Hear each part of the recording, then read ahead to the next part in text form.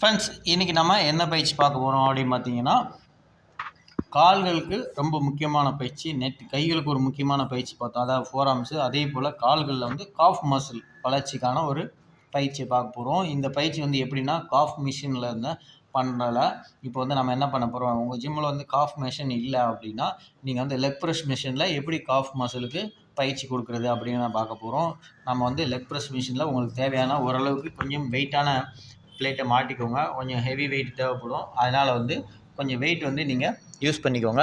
அதற்கப்புறமா வந்து நம்ம எப்படி பண்ணுறது அப்படிங்கிறதையும் நம்ம வந்து பார்த்துடலாம். இந்த பயிற்சிக்கு உங்களுக்கு எவ்வளோ வெயிட் வேணுமோ அவ்வளோ வெயிட்டை வந்து நீங்கள் யூஸ் பண்ணிக்கோங்க. இது நம்மளுடைய லெக் ப்ரெஸ் மிஷினில் நம்ம வந்து வெயிட்டை வந்து மாட்டியாச்சு. ஓகே, இப்போ லெக் ப்ரெஸ் மிஷினில் வெயிட்டை போட்டாச்சு. இப்போ வந்து நீங்கள் வந்து உங்கள் கால்களை வந்து ஸ்ட்ரீட் பண்ணிக்கொள்ளணும்.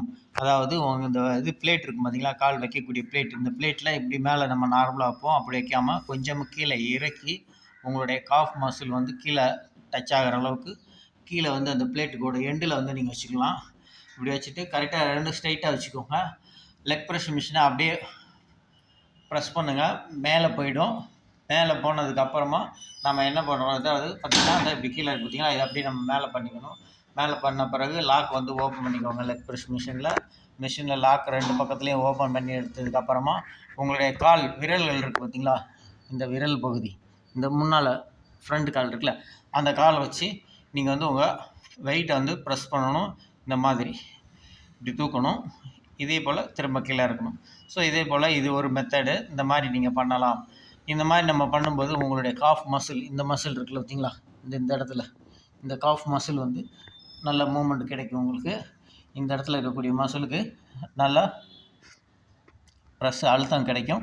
அதே போல் நீங்கள் வந்து வெயிட்டை வந்து அதிகமாக யூஸ் பண்ணணும். அப்போ தான் இது வந்து நல்ல பயிற்சியை வந்து உங்களுக்கு கொடுக்கும். காலை நீங்கள் பிளேட்டு மேலே வந்து வச்சிங்க அப்படின்னா உங்களுக்கு வந்து அந்தளவுக்கு வந்து அழுத்தம் வந்து கிடைக்காது.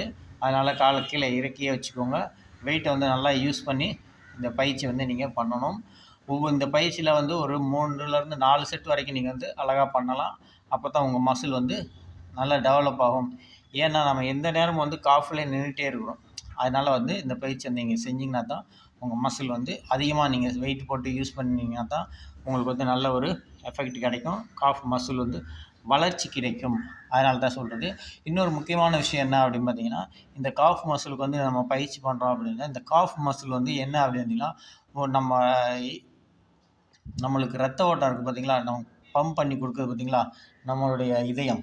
அந்த மாதிரி கீழே நம்ம மசில், நம்ம உடம்புலேருந்து கீழ் பக்கம் காலுக்கு போகக்கூடிய அந்த ரத்தத்தை வந்து கீழேருந்து மேலே பம்ப் பண்ணி கொடுக்கக்கூடிய ஒரு இதயம் தான் 2வது இதயம் அப்படின்னு பார்த்தீங்கன்னா, நம்ம உடம்புல இருக்கக்கூடிய காஃப் மசில் மட்டுமே, வேறு எதுவுமே கிடையாது. கீழே இருக்கக்கூடிய ரத்தத்தை வந்து உங்களுக்கு ப்ரெஸ் பண்ணி மேலே அனுப்பக்கூடிய ஒரே ஒரு மசில் இது ஒன்று தான். ஸோ இந்த மசிலை வந்து நம்ம ரொம்ப முக்கியமாக கவனமாக வந்து பாதுகாக்கணும் நம்ம உடம்புல வந்து.